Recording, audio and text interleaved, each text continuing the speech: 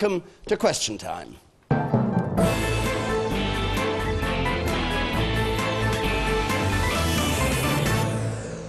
And with me here in Gravesend, Alastair Campbell, an architect of New Labour, one of the most powerful Labour figures under both Tony Blair and Gordon Brown, the former Conservative Cabinet Minister John Redwood, the author Max Hastings, formerly editor of the Daily Telegraph, now columnist for the Daily Mail, the broadcaster Piers Morgan, and the former Liberal Democrat MP Susan Kramer, who lost her seat to the Conservatives at the election.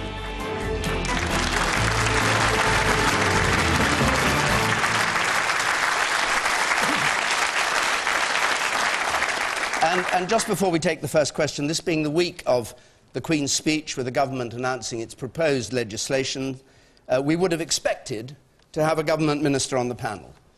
Downing Street said that a cabinet minister was available for tonight and would join us, but only on condition that our Labour panellist was not Alastair Campbell, but a Labour frontbencher.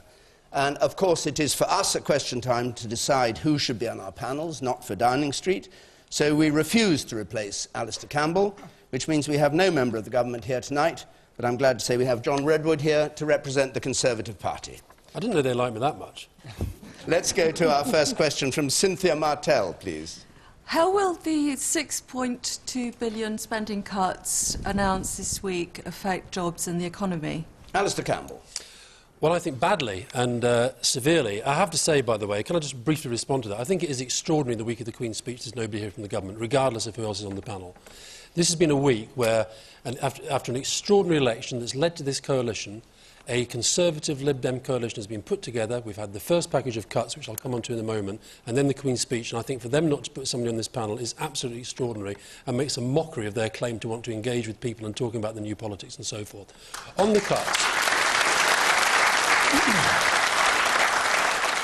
And also, as John Redwood knows, I have some Tories that I actually get on rather well with. But anyway, okay, the cuts. Onto the I am very happy to defend the coalition government to represent it, so please don't go on about this. On the point of the cuts, I think that it was one of the big arguments of the general election, obviously. And the Conservatives wanted to oppose the plans that Labour had on national insurance, and they said that they were going to make these cuts. They said they were going to get them all from efficiency savings. We said at the time that would not be possible, that they would have to make cuts in frontline services, and so it has proved.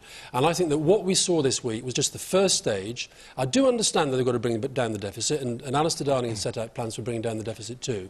But I think what we saw was the first stage of a very curious coalition relationship, because the Conservatives have got a mandate to do this, in a sense, because George Osborne's there as the Chancellor, they've got the biggest number of seats.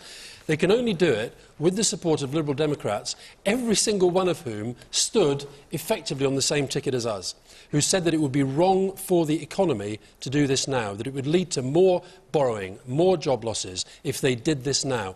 I still believe that to be the case. I think, frankly, a lot of Liberal Democrats still believe that to be the case, but it's going to happen, and it's going to mean cuts to universities, child trust fund, and so forth, and I think it's wrong. Okay.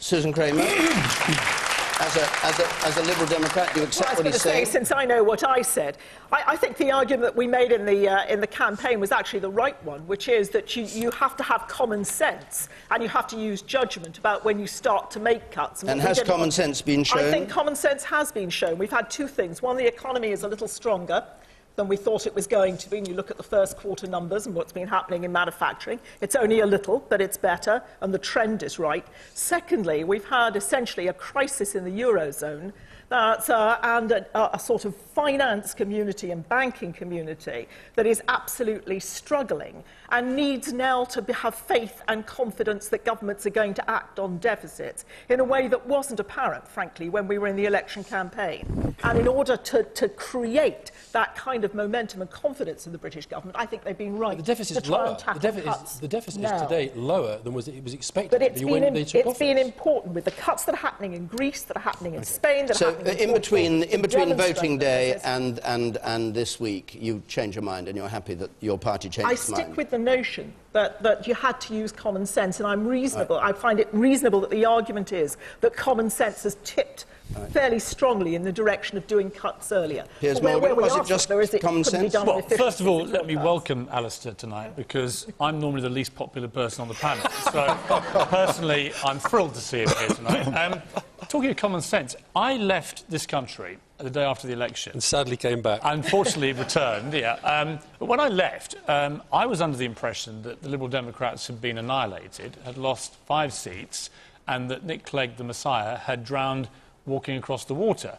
And that the Tories hadn't got a mandate to govern, and Gordon Brown had done rather better than expected. I come back 10 days later to discover a miracle has occurred. And Nick Clegg is now the Messiah again. He's the most powerful Deputy Prime Minister in modern times. He's got 5 seats in the government. And the question is not that, which we may come to later. Which is very, very nice to know what you discovered when you came home and read the papers. But the question was whether the spending cuts of 6.2 billion... I am coming in You come now, please, or I'll leave you. Okay. No, don't leave me. OK. Here's the common sense point. My point is this: the Liberal Democrats appear to be exerting the most extraordinary influence over this government. And I don't understand who's given them the authority to do this. These cuts are just cheap politics, as far as I'm concerned. What, and Liberal Democrat politics, you're saying? I believe that the Liberal Democrats are currently driving all sorts of extraordinary things. Look at the capital gains tax, which has come from you guys. Did anyone who voted Tory believe in a million years that they would end up with their government's first act be to implement 40% capital gains, meaning everyone is saying lose their money? You keep on jumping ahead. 6.2 billion. You're saying the Liberal Democrats are responsible for the 6.2 billion cuts. I was making a general point about their ridiculous influence. On the specific point, I would say this. I think it is a cheap bit of politics. I think the reality about the economy is that as the collapse of the economy came from America, so our recovery will come from America, and America's economy is beginning to recover. If it does, you will see this deficit, as it has been in the last 3 months, begin to disintegrate. Okay. A reminder, the question is about how the cuts will affect jobs and the economy. The man in the red T-shirt there. Yeah, I think it is incredible, and actually I agree with Alastair Campbell.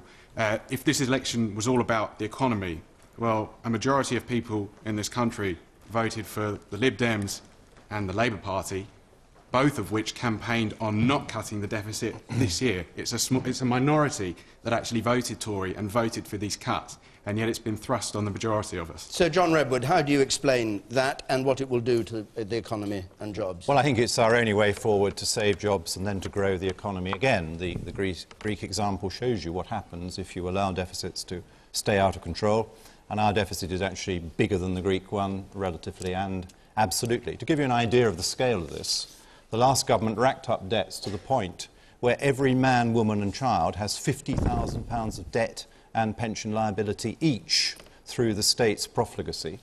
And each year now adding £2,500 to your personal share of that debt, every man, woman and child. And the 6.2 billion, 5.7 billion after the extra spending that's going to be partly financed from it, is only £100 against that £2,500 extra debt. What's your judgment about jobs and the economy as a result? And I gave you that at the beginning because I try and answer the questions. I said it will mean that we can keep more jobs and grow the economy more rapidly from here if we control the debt. If we do not control your debt, we will be very badly damaged by it, as Greece shows. Will getting rid of the Future Jobs Fund lead to the loss of jobs, yes or no? No, it will enable us to grow the economy again with a private sector-led recovery, which is what we desperately need. We need hundreds of thousands of new jobs. We've got over 5 million people of working age out of work thanks to the policies of your government. And that is what we have to turn around as a matter of urgency. John, how many people are you going to be sacking with these cuts? We're not being sacking people. How many are going to lose their jobs? No, we're not sacking people. You're scrapping all sorts of programs. There will be natural wastage programmes so that when people retire and leave, we won't be replacing them. We are not talking about mass redundancy programmes. You're all very voluble, one at a time, otherwise nobody hears it. Is nobody going to be sacked as a result of these? Is that what you're saying? Nobody going to be sacked? There aren't going to be mass redundancy plans, no. That's not what I asked you. Nobody's going to be sacked. I cannot give you an assurance that no one will be sacked. There may be people who behave badly or perform badly or whatever. All right. But it's mainly going to be done by natural wastage. 300,000 people a year leave the public service. Max, I'll come to you in a moment. Let's just hear from one or two members of the audience. You sit in the front there. Looking at it from this common sense point of view, I think it's not reasonable for the government to cut down to stop the ID card of the thing, because it's a bloody waste of money, having spent £1.5 billion because we want to save about 800 million. That's not reasonable. That's number one. Number two is that they're going to spend more money on crime, immigration, and also eventually. Okay. And